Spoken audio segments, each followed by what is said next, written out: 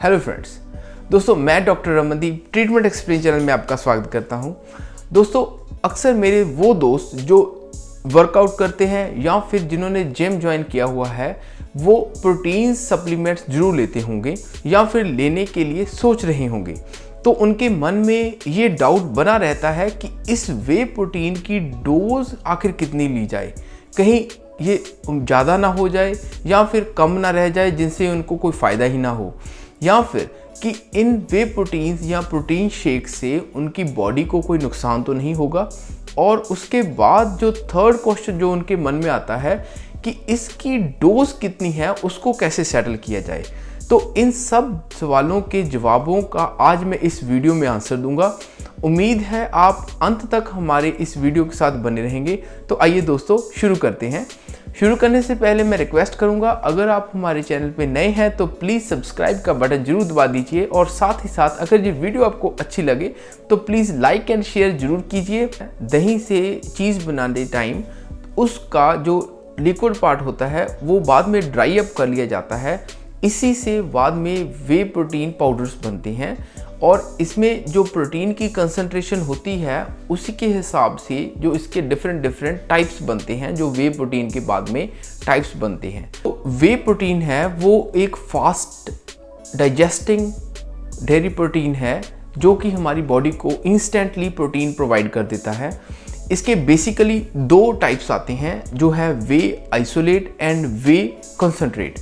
जो वे आइसोलेट है उसमें प्रोटीन की जो कंसंट्रेशन है वो दूसरे के मुकाबले ज़्यादा होती है और इसमें कार्बोहाइड्रेट्स एंड फैट्स जो हैं वो कम मात्रा में होते हैं। जो कंसंट्रेट टाइप होता है वे प्रोटीन का, उसमें प्रोटीन की मात्रा कंपैरेटिवली आइसोलेट से कम होती है। तो ये सब डिपेंड करता है कि आपको कितना प्रोटीन चाहिए और आपकी रिक्वायरमेंट कितनी है। इसी के हिसाब से आपको वे प्रोटीन आइसोलेट और वे प्रोटीन कंसंट्रेट लेना चाहिए। तो सबसे पहला जो है वे प्रोटीन का बेनिफिट वो है जो कि एक्सीलेंट सोर्स है प्रोटीन का, और इसी से हमारी बॉडी को इंस्टेंट प्रोटीन्स मिल जाते हैं जिससे कि जो प्रोटीन है वो मसल्स की रिपेयर में काम करते हैं। और दूसरा जो बेनिफिट है वो है ये एक्सीलेंट मसल स्ट्रेंथ प्रोवाइडर है।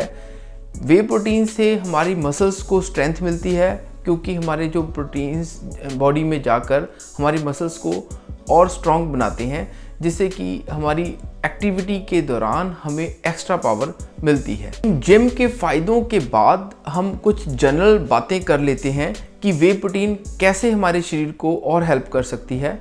दोस्तों एक एविडेंस के मुताबिक, एक रिसर्च के मुताबिक जो वे प्रोटीन है वो हमारे इन्फ्लामेशन, बॉडी में इन्फ्लामेशन है उसको कम करती है, और साथ ही साथ जैसे कि डायबिटीज़ होती है जैसी बीमारियां, उन बीमारियों में भी ये हेल्पफुल होती है ट्रीट करने के लिए।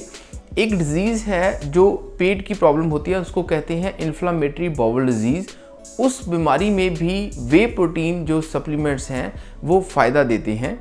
और साथ ही साथ ये हमारी बॉडी के जो वेयर एंड टियर प्रॉब्लम्स होती हैं, जहाँ पे हमारी बॉडी में वीकनेस आती है, उसको भी ये पूरा करने के लिए हमारे बहुत ही ज़्यादा काम आते हैं। एक और इंटरेस्टिंग फैक्ट जो है वो वे प्रोटीन का है कि ये आपके वेट लॉस में भी हेल्प कर सकता है।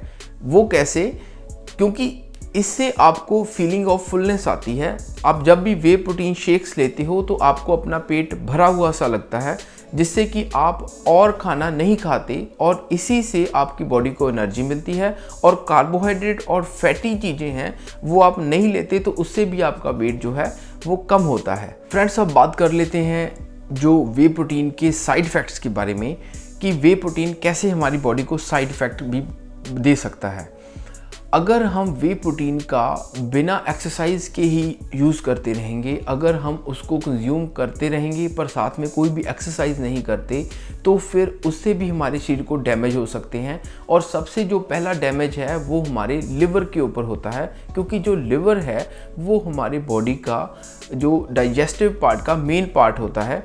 तो इसी कारण उसके लिए ओवर एक्टिविटी होती है और ये वही प्रोटीन जो हमारी बॉडी को स्ट्रेंथ प्रोवाइड करता था, वही हमारे जो डाइजेस्टिव सिस्टम को है वो उसको ख़राब करने लगेगा और ये लिवर डैमेज जैसी चीज़ें कर सकता है। और इसके साथ ही साथ जो हमारे एक्सक्रीटरी सिस्टम्स हैं, यानी कि जब हमारे फूड के डाइजेस्ट होने के बाद हमारे शरीर से जो सड़ा गला पदार्थ जो हमारे शरीर से बाहर निकलना चाहिए, उसको निकलने में भी वो रुकावट पैदा कर देता है। इसीलिए अगर हमें इसकी डोज भी सही रखनी चाहिए और साथ ही साथ हमें प्रॉपर एक्सरसाइज करने के हुए ही वे प्रोटीन लेने चाहिए। अदरवाइज जो डेली रूटीन के रिक्वायरमेंट है वो हमारे खाने से पूरी हो सकती है। अगर हम ज़रूरत से ज़्यादा मात्रा में वे प्रोटीन लेते हैं तो ये हमारे हार्ट के लिए भी नुकसानकारक हो सकता है। हमारे जो हार्ट के जो कोलेस्ट्रॉल लेवल्स हैं वो भी हाई हो सकते हैं और साथ ही साथ हमारे जो हार्ट की जो फंक्शनिंग है वो भी ओवर इनटेक ऑफ प्रोटीन्स के कारण वो हमें नुकसान पहुंचा सकती है। इसीलिए वे प्रोटीन का बहुत ही ध्यान से यूज़ करना चाहिए। इसके साथ मैं आपको बताना चाहूँगा कि वे प्रोटीन के कारण हमारे बॉडी में कीटोसिस जैसी प्रॉब्लम भी हो सकती है। कीटोसिस यानी कि हमारे बॉडी में एसिड का बढ़ना। लास्ट पार्ट की तरफ चल रहे हैं कि मेरे वो दोस्त जो वे प्रोटीन लेना चाहते हैं तो उनके दिमाग में होगा कि हम वे प्रोटीन की कितनी मात्रा लें जिससे कि उनकी बॉडी को कोई साइड इफ़ेक्ट ना हो। दोस्तों, सबसे पहले तो मैंने आपको ये श्योर कर दिया कि अगर वे प्रोटीन आपने लेना है तो आपको कोई फिज़िकल एक्टिविटी ज़रूर करते रहना होगा, आपको अपनी बॉडी की रिक्वायरमेंट को बढ़ाना होगा। उसके बाद भी आप वे प्रोटीन्स अगर आप लेना चाहते हैं तो वे प्रोटीन की जो डोज होती है वो होती है 0.8 ग्राम पर केजी बॉडी वेट। जैसे कि अगर आपका 60 केजी बॉडी वेट है तो अगर आप 60 किलो के हो तो आपको उसको मल्टीप्लाई करना है 0.8 से, तो वो आएगी वो आपकी डेली जो प्रोटीन्स की रिक्वायरमेंट होती है।